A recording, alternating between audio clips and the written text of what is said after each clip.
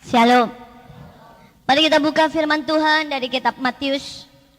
Matius pasal yang pertama ayat 18 sampai dengan ayat yang ke-25. Kelahiran Yesus Kristus. Kelahiran Yesus Kristus adalah seperti berikut. Pada waktu Maria ibunya bertunangan dengan Yusuf, ternyata ia mengandung dari Roh Kudus sebelum mereka hidup sebagai suami istri. Tetapi ketika ia mempertimbangkan maksud itu, malaikat Tuhan nampak kepadanya dalam mimpi dan berkata, "Yusuf anak Daud, janganlah engkau takut mengambil Maria sebagai istrimu, sebab anak yang di dalam kandungannya adalah dari Roh Kudus." Hal itu terjadi supaya genaplah yang difirmankan Tuhan oleh Nabi. Sesudah bangun dari tidurnya, Yusuf berbuat seperti yang diperintahkan malaikat Tuhan itu kepadanya. Ia mengambil Maria sebagai istrinya. Saudara, hari ini kita merayakan Natal. Dan saya berdoa supaya kita mengenal dan mendalami arti Natal lebih lagi. Saudara, tadi sudah dijelaskan banyak bahwa Natal bukan tradisi, bahwa Natal bukan sekedar hadiah. Saudara, tetapi hari ini saya mau melihat dari sisi yang lain. Dikatakan yang pertama ayat 18, ia mengandung dari Roh Kudus. Saudara, Natal artinya mengandung dari Roh Kudus. Saudara, dan itu tidak hanya bisa dibuat oleh Maria, tetapi setiap dari kita bisa mengandung oleh Roh Kudus. Saudara, inilah waktunya bahwa setiap anak-anak Tuhan menangkap janji, visi, dan misi dari Tuhan. Dan kandung itu di dalam hidupmu, saudara. Karena dia adalah Allah yang setia, yang selalu akan membuat setiap kandungan dari Roh Kudus menjadi sebuah pekerjaan yang dahsyat di tengah kita. Saudara, saya sudah melihat begitu banyak, saudara, janji-janji Allah. Saudara, saya mulai mendapat satu janji Allah di umur 9 tahun. Saudara, pada waktu itu saya bermimpi. Saya berdiri di depan ribuan orang dan saya membawakan firman Tuhan. Saudara, saya tidak pernah bermimpi, saudara, ya, untuk menjadi seorang hamba Tuhan. Saya pengen sekolah, saya pengen mencapai kedudukan tertentu. Tapi itu Tuhan tanam dalam mimpi saya. Dan saya tahu, saudara, sekali waktu itu menjadi kenyataan. Kalau hari-hari ini, saudara, saya berdiri di depan banyak orang, saya tahu bahwa pada waktu, saudara, Allah taruh satu janji, kandung itu, maka Allah akan menggenapkan pada waktunya. Saudara, ada banyak orang berkata, mana janjinya? Kadang-kadang itu janji membutuhkan waktu bertahun-tahun, saudara. Semakin besar kandunganmu, maka semakin besar waktu dan pengorbanan yang harus engkau letakkan. Tapi percayalah, Dia Allah yang setia. Dia akan membuat setiap kandunganmu menjadi sesuatu peristiwa yang besar. Amin. Saudara, pegang setiap janji Allah. Pegang setiap visi yang Tuhan tanam dalam hidupmu. Pegang setiap misi yang Allah taruh dalam hidupmu. Pegang setiap impian yang Allah tanam dalam tidurmu. Karena sekali waktu semuanya akan Tuhan genapi. Saudara, hal yang kedua, saudara. Kita lihat ayat yang ke-19. Karena Yusuf suaminya seorang yang tulus hati. Saudara, kenapa banyak kandungan ilahi bisa gugur? Karena seringkali hati kita berubah. Saudara, dalam menghadapi, saudara, tahun-tahun di depan, selalu iblis menyerang hati. Saudara, iblis menyerang hati kita menjadi kecewa. Iblis membuat hati kita menjadi pahit. Iblis membuat hati kita menjadi tidak percaya. Iblis seringkali membuat hati kita menjadi tawar dan dingin. Saudara, tetapi malam hari ini, saudara, saya mau berpesan, jaga hatimu dengan segala kewaspadaan. Jangan biarkan iblis mencuri, saudara, dan mengotori hati kita. Biarkan hati kita ini, saudara, sungguh-sungguh menjadi milik Tuhan. Saudara, pada waktu hati kita menjadi milik Tuhan, saudara, maka sesuatu itu akan menjadi alat yang luar biasa di tangan Dia. Saudara, seringkali kita ingin mempersembahkan banyak hal. Seringkali kita ingin mempersembahkan mungkin uang kita. Seringkali kita ingin mempersembahkan tenaga kita. Seringkali kita ingin mempersembahkan, saudara, ide-ide kita. Tapi saya mau berkata, persembahan itu semua bisa tidak berarti kalau hati kita sudah mulai kotor. Kalau hati kita sudah mulai berubah. Tapi saudara, persembahan yang paling sederhana akan menjadi begitu bernilai kalau itu dimulai dari hati yang berkenan di hadapan Tuhan. Saudara, jaga hatimu. Di mana-mana saya melihat ribuan orang berubah. Hatinya menjadi dingin. Mereka merayakan Natal, tapi dengan kebekuan. Di mana-mana saya melihat orang berubah. Orang bisa memberi uangnya, saudara, tapi sudah tidak ada hati. Saudara, di mana-mana saya melihat orang berubah. Orang masuk dalam pelayanan, tapi itu sebagai rutinitas dan tidak ada hati. Di mana-mana saya melihat orang menyanyi, saudara, menjadi pemimpin pujian yang kelihatannya bersemangat, tapi seperti gong yang berbunyi nyaring tanpa hati. Dan saya berdoa supaya tidak ada satupun di sini yang seperti itu. Supaya kita melakukan segalanya dengan hati. Jangan biarkan pernikahanmu kehilangan, saudara, nilai yang sebenarnya karena engkau kehilangan hati. Jangan biarkan engkau bekerja seperti robot dalam perusahaan karena engkau kehilangan hati. Jangan biarkan, saudara, engkau menjadi seseorang yang mungkin, saudara, melakukan begitu banyak hal tapi tanpa hati. Saudara, jaga hatimu. Saya masih ingat, saudara, suatu malam ketika Tuhan membawa saya dalam sebuah penglihatan. Saya melihat saya menjadi seorang hamba. Dan dia, saudara, menjadi raja yang begitu, saudara, luar biasa. Saudara, dan saya pada waktu itu datang. Dan saya berkata, Tuhan, ambil semuanya. Ambil semuanya. Ambil milikku, ambil hidupku, ambil waktuku untuk engkau. Tapi raja itu tersenyum, saudara. Dan berkata, semua itu memang milikku. Tapi kalau engkau mempersembahkan tanpa hati, lebih baik aku tidak mengambilnya. Saudara, sejak hari itu saya mengerti. Saya mengerti. Ribuan hamba-hamba Tuhan memberikan tapi tanpa hati. Sejak hari itu saya tahu kerinduan Tuhan yang paling dalam. Dia mencari hati. Hati yang penuh cinta. Hati yang penuh, saudara, dengan kobaran api. Sampai saudara bisa berkata, cinta akan engkau menghanguskan aku. Dia mencari orang-orang yang punya hati yang begitu berbelas kasihan. Sampai engkau tidak bisa diam. Engkau akan turun begitu rendah. Engkau akan mengorbankan apa saja untuk membawa begitu banyak jiwa kembali kepada Tuhan. Dia mencari orang yang hatinya begitu menyala buat Tuhan. Sampai dia tidak memberi persepuluhan, tapi dia memberi seluruhnya buat Tuhan. Sekali lagi, semua dia punya. Tapi kalau tanpa hati, lebih baik engkau tidak melakukan itu. Karena dia tidak butuh robot-robot, saudara. Dia tidak butuh, saudara, orang yang berjalan dan melakukan kewajiban. Tapi dia butuh hati yang menyala, menyintai dia, mengasihi dia begitu rupa, tertawan dalam cintanya, terbakar dalam nyala apinya, yang bisa selalu berkata, engkau semuanya bagiku. Saya berdoa supaya di sini akan tampil orang-orang yang seperti itu. Karena saya percaya orang-orang yang seperti itu akan merubah dunia.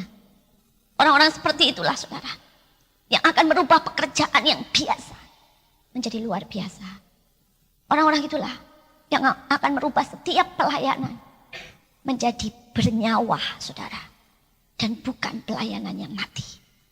Saya berdoa sungguh supaya di sini keluar orang yang memberikan hatinya, yang menyala buat Tuhan. Tadi saya membaca satu statement yang bagus. Saudara, dikatakan begini, Paulus semakin tua, hatinya semakin lembut, tapi kulitnya semakin tebal. Mungkin banyak orang tidak akan mengerti statement itu, tapi saya begitu menyukainya. Saudara, pada banyak orang, begitu mereka mulai bekerja, mereka bekerja keras, maka otomatis tangannya menjadi tebal. Betul? Kulit yang tebal itu tanda kerja keras. Tapi kebanyakan orang terjebak dalam pekerjaannya, membuat hatinya berubah jadi keras. Tapi Paulus tidak pernah membiarkan itu terjadi. Dia bekerja begitu keras. Dia mengalami hantaman dan kritikan. Dia tidak pernah mendengar kata pujian. Dia mengalami siksaan demi siksaan. Mungkin kulitnya menebal karena setiap luka yang terjadi digores di dalam kulitnya. Tapi itu tidak pernah membuat hatinya menjadi tebal. Di akhir-akhir dari pelayanannya, dia berkata, yang kukehendaki adalah mengenal dia. Seseorang yang makin lembut, makin rendah hati. Dia berkata, akulah yang paling hina dari antara para rasul.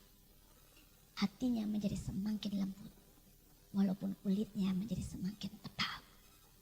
Ada orang yang berkata bahwa mereka punya hati, tapi mereka tidak pernah membiarkan kulitnya dilukai. Mereka tidak pernah bekerja keras. Saudara, maka itu adalah sebuah kebohongan. Saudara, hati yang lembut tidak membuat engkau diam, tapi hati yang lembut.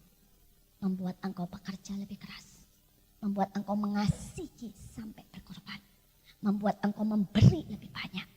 Membuat engkau habis-habisan buat Tuhan. Tapi hatimu harus tetap lembut. Walaupun kulitmu semakin tebal. Kita lihat yang ketiga. Saudara, yang ketiga dikatakan. Ayat yang ke-20. Tetapi ketika ia mempertimbangkan maksud itu. Malaikat Tuhan nampak kepadanya dalam mimpi dan berkata, Yusuf anak Daud, janganlah engkau takut. Saudara, dan pesan Natal, kalau saudara baca, maka kata jangan takut diulang berkali-kali. Saudara, kata jangan takut diberikan kepada Maria. Jangan takut diberikan kepada gembala. Jangan takut diberikan kepada Yusuf. Jangan takut diberikan bahkan saudara kepada banyak orang. Saudara. Kenapa? Kenapa? Karena seringkali saudara, manusia tidak mau melewati sesuatu yang baru. Kita manusia takut kepada sesuatu yang di luar kontrol kita. Kita seringkali tidak siap terhadap perubahan. Kita tidak siap saudara untuk menghadapi kemustahilan, tantangan, pergumulan, bahkan gelora dan badai yang akan Tuhan biarkan terjadi dalam hidup kita. Banyak orang masih berpikir, banyak orang masih merindukan bahwa Tuhan membawa dia selalu di padang rumput yang hijau, di air yang tenang. Mereka selalu merindukan dan berpikir bahwa kalau Tuhan berkenan, maka Allah akan membuka jalan lebar seperti jalan tol buat kita. Tapi kalau Tuhan tidak berkenan, maka penderitaan, tantangan, dan pergumulan akan ada di depan kita. Tapi Natal mengajarkan tidak seperti itu. Natal mengajarkan dia sangat mengasihi Maria. Dia disebut orang yang memiliki dan mendapat kasih karunia. Tapi Bapak membiarkan dia menanggung aib seumur hidupnya. Seumur hidup Maria orang berkata, lihat dia tidak merayakan pernikahan kan? Karena dia hamil sebelum pernikahan. Saudara, seumur hidup Yesus, anak yang dikasihi, Bapak berkenan kepadanya. Menghadapi ribuan penolakan. Mengakhiri hidupnya di atas salib dan penderitaan. Saudara, Natal mengajar kita bahwa kasih Bapa tidak melepaskan kita dari penderitaan. Tidak melepaskan kita dari tantangan. Tidak melepaskan kita dari perubahan. Tidak melepaskan kita dari ketakutan. Tapi Natal berkata, mari nak berjalan dengan aku. Maka engkau akan keluar sebagai pemenang. Saudara, tahun depan akan ada lebih banyak tantangan di hadapan kita. Akan lebih banyak kemustahilan di hadapan kita. Akan lebih banyak badai di depan kita. Akan lebih banyak kerja keras di hadapan kita. Bahkan mungkin ada banyak hal yang harus kita tabur dengan air mata. Tapi saya percaya bahwa kata jangan takut akan mendampingi seluruh perjalanan kita tahun depan. Dan Allah akan menunjukkan bahwa pintu-pintu kemustahilan di baliknya akan ada kemuliaan. Saya percaya bahwa tahun depan pintu-pintu tantangan akan menjadi pintu berkat dan kesempatan buat kita. Saudara, saya percaya tahun depan pintu-pintu perubahan yang menakutkan akan menjadi saudara lompatan-lompatan iman dalam hidup kita. Saya berdoa supaya saudara menangkap ini dan tanamkan. Jangan takut. Karena dia Allah yang pegang kendali. Dia Allah yang pegang kendali. Saudara, dia begitu luar biasa.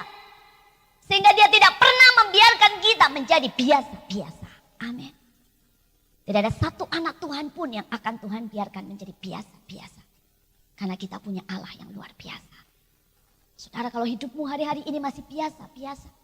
Engkau belum dibawa melewati badai dan Allah berdiri menenangkan badai. Maka engkau belum berjalan bersama Tuhan. Kalau engkau belum pernah dimasukkan dalam perapian yang begitu menyala-nyala. Tetapi tidak ada satu perapian yang bisa menyakitkan kita. Maka engkau belum mengenal Allah yang luar biasa. Kalau hidupmu belum pernah dibawa di dalam keadaan yang begitu terjepit di depan lautan dan di belakang tentara Mesir. Tapi Allah membelah lautan bagi kita. Maka engkau belum mengenal Dia Allah pengendali alam semesta. Saudara, malam hari ini, beranikah kita berkata, God, aku mau berpetualang bersama engkau. Tahun depan, aku mau untuk menekan ketakutanku. Bukan karena aku begitu berani, tapi aku percayakan perkataanmu, jangan takut. Saudara, tadi pagi saya bicara dengan seseorang. Dia menghadapi begitu banyak tantangan. Kemudian dia menangis di hadapan Tuhan dan berkata, Tuhan, lewatkan tantangan ini. Karena engkau mengasihi aku. Biarkan aku jadi pendoa dan penyembah. Duduk dalam hadirat-Mu. Dan aku akan merasakan betapa indahnya engkau. Saudara, dan Tuhan tersenyum dan berkata, Nak, engkau boleh duduk dan menyembah aku 3 jam, 4 jam. Tapi aku tidak ada di situ. Dan dia berkata, kenapa Tuhan? Tuhan berkata, karena hari-hari ini aku ingin bersama engkau mendaki gunung yang tinggi. Menyeberangi lautan. Mengarungi badai yang sangat dahsyat. Menjadi pilihanmu. Engkau mau duduk di kamar diam dan tenang. Atau bekerja bersama aku. Mengikuti perjalananku. Dan saya rasa ini menjadi pertanyaan buat kita semua. Apa kita mau duduk tenang? Kita mau berkata, Tuhan, tahun depan tenang-tenang dikit ya. Jalan pelan-pelan sama saya. Tuhan berkata, Nak, kalau engkau mau jalan pelan-pelan silahkan. Tapi tahun depan saya mau lari cepat, kata Tuhan. Dan hari ini, apa pilihan kita? Saya berharap kita semua bisa berkata, aku mau ada di mana engkau berada. Aku mau pergi kemana engkau pergi. Aku mau mengikuti jejakmu. Di mana ada engkau. Aku tahu di situ ada banyak hal terjadi. Tapi aku percaya engkau yang berkata jangan takut akan pegang kendali. Saudara, yang selanjutnya, mari kita lihat apa yang Tuhan pesankan buat tahun depan. Saudara, dikatakan selanjutnya adalah ayat yang ke-21. Ia akan melahirkan anak laki-laki dan engkau akan menamakan dia Yesus. Karena dialah yang akan menyelamatkan umatnya dari dosa mereka. Saudara, tahun depan saudara akan melahirkan banyak hal. Karena Natal artinya adalah kelahiran. Saudara, Natal sendiri itu artinya kelahiran. Jadi kalau saudara melewati Natal tanpa pernah melahirkan sesuatu, maka sebenarnya saudara tidak menangkap inti dari Natal. Hari-hari ini renungkan apa yang sudah kau lahirkan tahun ini. Sudahkah engkau melahirkan kasih di tengah keluargamu? Sudahkah engkau melahirkan kedamaian di tengah keluargamu? Sudahkah engkau melahirkan ide-ide yang baru di tengah perusahaanmu? Sampai orang berkata, sungguh engkau memiliki hikmat Tuhan. Sudahkah engkau melahirkan, saudara, yang namanya sentuhan dan jamahan ilahi di tempat-tempat yang tidak pernah disentuh dan dijamah oleh orang lain? Setiap kita bisa melahirkan sesuatu. Setiap kita. Sebelum saya berangkat ke sini tadi anak saya menyodorkan sebuah cerita. Dan saya membaca dan saya berkata benar. Setiap kita bisa melahirkan sesuatu. Saudara, ceritanya tentang seorang gadis berusia 14 tahun. Saudara, di malam Natal dia melihat, saudara, ya, orang tunawisma itu bawa Christmas tree kecil. Dan dia taruh di sebelahnya. Dia tidur di pinggir jalan. Dan dia taruh, saudara, pohon Natal kecil di sebelahnya. Saudara, dan anak ini nangis waktu lihat itu. Dia berkata, ya, orang tunawisma pun ternyata pengen merayakan Natal. Saudara, dan anak ini tidak berhenti sampai di situ. Saudara, dia pulang. Dan dia ambil keputusan untuk melahirkan sesuatu. Saudara, rumahnya dekat dengan laut, saudara. Dan ada banyak karang-karang kecil. Saudara, dan saat itu dia berdoa, dia minta ide dari Tuhan. Ya. Dan kemudian entah bagaimana dia tiba-tiba punya ide. Dia ambil itu karang, saudara ya. Batu-batu karang kecil. Dan dia mulai cat dengan poster, cat poster saudara. Gambar bulat-bulat, gambar bintang-bintang saudara. Dan kemudian dia bawa besoknya ke gurunya, dia jual. Dia bilang setiap uangnya buat merayakan Natal orang-orang tunawisma. Saudara, dalam waktu seminggu itu tersebar. Dia bukan cuma dia yang berbuat, tapi teman-temannya semua saudara ya terinspirasi sama itu. Mereka sama-sama ke laut saudara. Mereka cari batu-batu karang saudara ya. Dan mereka mulai gambari saudara ya batu-batu itu dengan cat-cat poster saudara. Dan singkat cerita saudara, mereka mengumpulkan 3 juta. Mereka pergi ke satu yayasan dan mereka memberikan saudara uang ini. Pikirnya untuk merayakan Natal. Persis pada waktu hari itu saudara, dia menyerahkan uang ini saudara.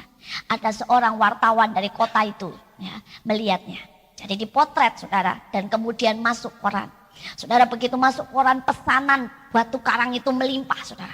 Semua orang pengen beli batu-batu itu sebagai tanda bahwa mereka ikut membangun. Saudara, dan itu menjadi menyebar jadi gerakan seluruh kota. Dan akhirnya mereka bisa merayakan Natal besar-besaran untuk semua tunawisma di kota itu. Kalau anak umur 14 tahun bisa melahirkan sebuah gerakan, kenapa kita tidak?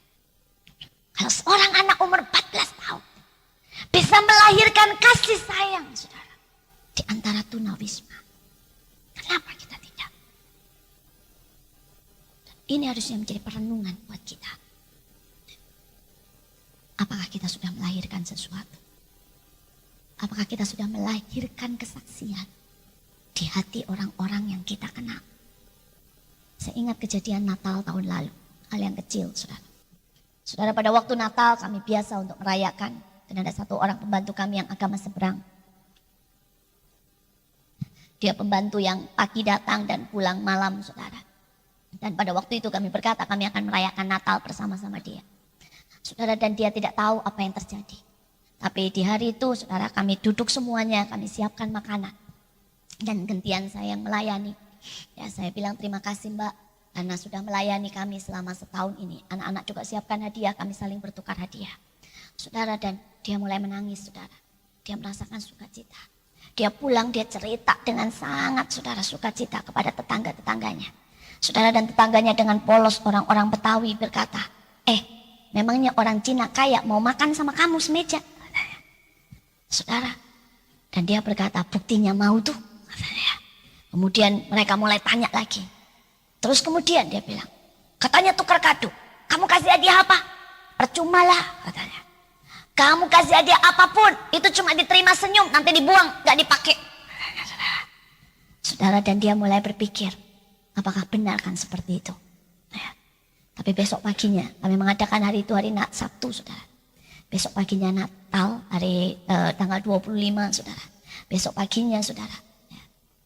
Suami saya dapat dasi dari dia. Itu dasi harganya 25.000 saudara. Dasi yang biasa sekali. Dan suami saya biasanya dasinya tidak seharga itu.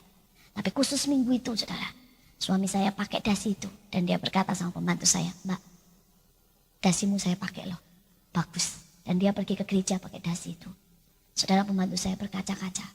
Dan dia ceritakan itu kepada semua orang. Bagaimana suami saya menghargai apa yang dia beri. Saudara, sekarang dia sudah tidak ada. Dia sudah pergi saudara ya dari tengah kita. Tapi saya tahu ada sesuatu yang sudah lahir di hatinya. Dia tahu bahwa kita saling menghargai. Kita saling mengasihi. Saudara, setiap dari kita bisa melahirkan sesuatu. Bisa melahirkan sesuatu lebih saudara dari yang pernah kita pikirkan. Saya berdoa supaya Natal tahun ini kita bertekad melahirkan sesuatu. Dan Natal tahun depan lebih lagi. Kita lahirkan lebih lagi.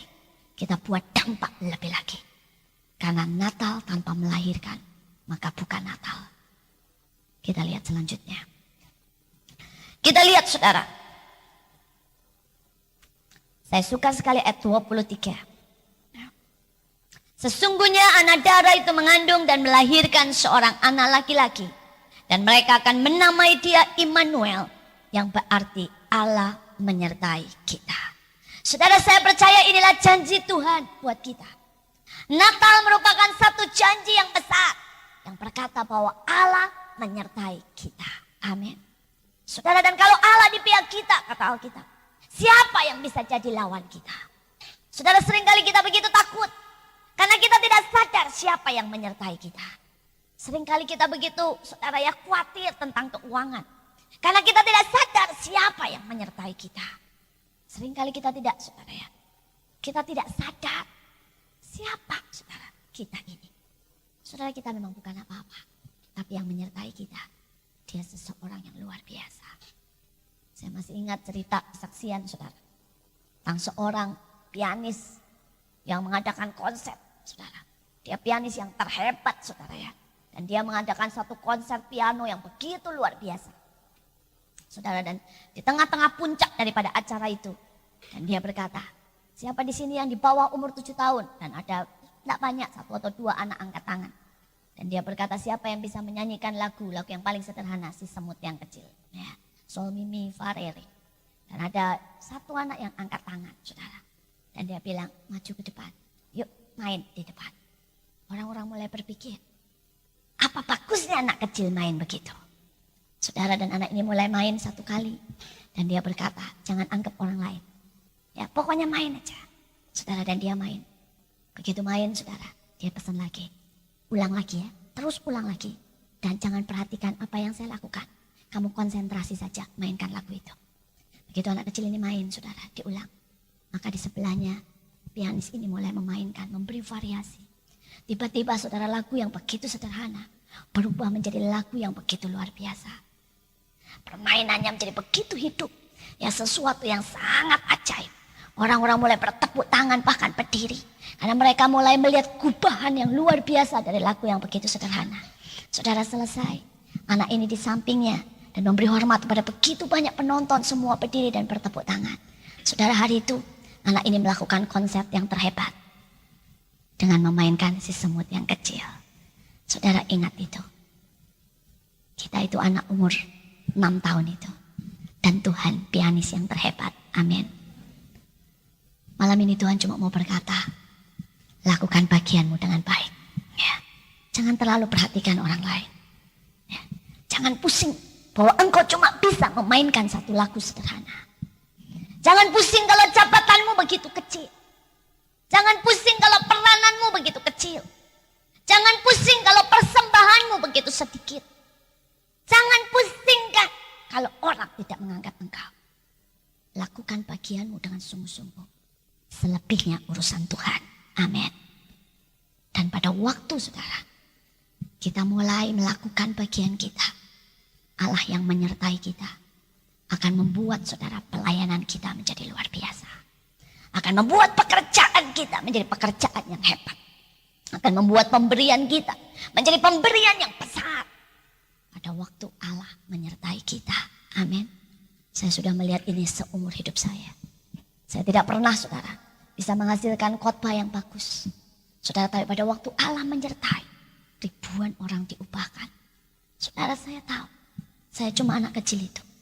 Dan selebihnya Allah yang menyertai. Allah yang menyertai. Jangan pernah risaukan kemampuanmu. Karena Allah tidak pernah melihat kemampuan kita. Tapi lihat kemampuan Dia yang akan mengangkat kita di tempat yang tidak pernah kita pikirkan. Amin. Saudara, yang ayat yang selanjutnya adalah ayat yang ke-24. Sesudah bangun dari tidurnya, Yusuf berbuat seperti yang diperintahkan malaikat Tuhan itu kepadanya. Ia mengambil Maria sebagai istrinya. Saudara, untuk selanjutnya tahun depan, jagalah hidupmu, hidup dalam ketaatan. Katakan di sini, saudara, Yusuf berbuat seperti yang diperintahkan. Cukup lakukan seperti yang diperintahkan Tuhan. Maka selalu dampaknya luar biasa. Saudara, Naaman cuma mandi di kolam di sungai yang kotor 7 kali. Dan sembuh kustanya. Para pelayan cuma mengisi tempat pembasuhan air. Dan air menjadi anggur. Orang buta itu cuma membasuh matanya di kolam Siloam. Dan matanya menjadi jernih. Paulus, saudara, dia cuma melakukan, yaitu jadi tawanan roh. Dan dia berdiri di depan raja, yaitu Kaisar Nero, dan bersaksi di situ. Petrus cuma menangkap ikan, dan di mulut ikan itu ada uang pembayar pajak. Saudara, saya bisa teruskan cerita itu sampai panjang. Saya bisa katakan tentang Musa yang cuma berkata kepada gunung batu dan air mengalir. Saya bisa teruskan dengan Yosua yang cuma mengelilingi dan tembok runtuh. Saya bisa panjangkan saudara terus ceritanya. Tapi intinya tetap sama. Mereka melakukan apa yang diperintahkan. Dan cukuplah sudah. Seringkali yang membatasi kita melihat kemuliaan dan mujizat. Karena kita tidak melakukan yang diperintahkan. Semakin besar mujizat yang kita butuhkan. Seringkali begitu simpelnya yang harus kita lakukan. Seringkali kita berpikir, kalau mujizatnya besar, kita harus melakukan banyak hal untuk melihat mujizat itu menjadi kenyataan. Tapi Tuhan berkata, nah, besar atau kecil engkau tidak punya efek kok. Ketaatanmu, itu kuncinya. Cuma itu. Saudara lihat ya, pintu yang besar tidak harus digerakkan oleh kunci yang besar. Betul? Banyak orang berpikir salah. Sebesar apapun pintunya, kuncinya bisa tetap kecil. Betul kan? Dan ketaatan itu adalah kunci. Untuk membuka semua pintu, saudara. Jadi tidak perlu besar-besar. Perlu menangkap dan melakukan. Cukup itu. Yang terakhir. Tetapi tidak bersetubuh dengan dia. Sampai ia melahirkan anaknya laki-laki. Dan Yusuf menamai dia Yesus. Saudara, saya bersyukur dan saya melihat betapa Yusuf ini mengerti bagiannya. Dia menjaga kekudusan sampai segala firman Tuhan digenapi. Dan ini yang perlu kita lakukan. Jangan sampai kita kehilangan kekudusan di tengah jalan. Saudara, orang berpikir yang namanya kudus itu apa? Yang namanya kudus adalah hatimu melekat kepada Tuhan. Itu saja, simple, saudara ya. Jangan hatimu bergeser kepada yang lain selama di perjalanan. Maka engkau akan sampai tujuan. Kenapa orang Israel tidak pernah sampai tanah Kanaan? Karena hatinya melekat kepada roti, kepada bawang, kepada prei. Saudara, itu. Mereka berpikir, saudara, bahwa mereka harus mendapat itu semua. Hatinya tidak melekat kepada Tuhan, tapi melekat kepada Mesir. Saudara, dan ini yang membuat mereka tidak masuk tanah Kanaan. Kenapa Yudas sampai, saudara, menyangkal Yesus? Karena hatinya melekat kepada ketenaran, uang, bahkan janji jadi raja. Dia berharap Yesus jadi raja. Dan pada waktu Yesus tidak jadi seperti yang dia mau, maka dia mulai bergeser dan mencari jalannya sendiri. Kenapa Saul, saudara, kehilangan panggilannya? Karena hatinya tidak melekat kepada Tuhannya, tapi melekat kepada tahta. Dan itu membuat dia tergeser. Dia mengejar tahta lebih daripada mengejar Tuhannya. Saudara, dan ada begitu banyak orang kehilangan sesuatu. Esau kehilangan hak kesulungannya. Pada waktu hati ini tidak melekat kepada Tuhan, pasti kita kehilangan sesuatu. Karena itu Yusuf menjaga hatinya tetap dalam kekudusan. Buat hatimu melekat kepada Tuhan. Maka tahun depan adalah tahun keajaiban. Tahun mujizat buat kita. Tahun terobosan buat kita. Kami bersyukur kalau kami boleh merayakan Natal, Tuhan. Kami tahu Engkau rindu kami mengandung sesuatu. Dan malam hari ini jangan sampai kami pulang tanpa kami pernah menangkap visi, misi, dan janji-Mu, Tuhan. Buat setiap dari kami mengandung janji-Mu, visi-Mu, dan misi-Mu. Dan buat kami memegangnya sampai kami melahirkannya. Jagai hati kami, Tuhan. Bersihkan hati kami, Tuhan. Kami tidak mau jadi robot. Kami tidak mau jadi gong yang bergemerincing tanpa hati. Kami tidak mau menjadi orang yang mempersembahkan tanpa hati. Menjadi ahli-ahli Taurat yang mengerti firman-Mu tanpa hati. Buat Natal ini hati kami begitu menyala karena rindu. Hati kami begitu menyala karena kami menyintai-Mu dan bersyukur kepada-Mu. Buat hati kami begitu berbelas kasihan sehingga kami menjamah banyak orang lain. Kembalikan hati kami Tuhan. Mari Tuhan, kami mau melihat sungguh pintu-pintu dibukakan karena ketaatan kami. Biar tahun depan kami melihat dan bahkan mungkin tahun ini kami sudah melihatnya. Oh, pintu berkat, pintu kesempatan, pintu tuaian dibuka. Karena ketaatan kami Tuhan. Buka telinga kami untuk mendengar. Buka telinga kami untuk mendengar. Mari Tuhan. Kami tahu kami tidak mau melewatkan Natal tanpa melahirkan. Maka buat setiap kami melahirkan. Melahirkan kasih-Mu di hati orang lain. Melahirkan Tuhan kedamaian. Melahirkan kerakan Allah. Oh God, ini cerita kami. Buat Natal ini benar-benar Natal melahirkan sesuatu.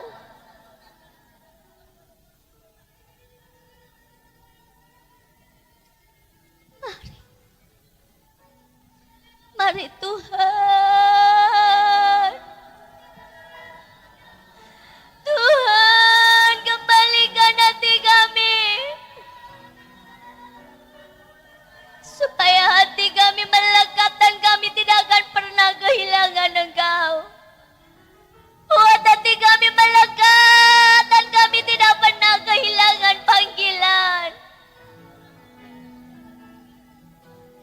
Yesus.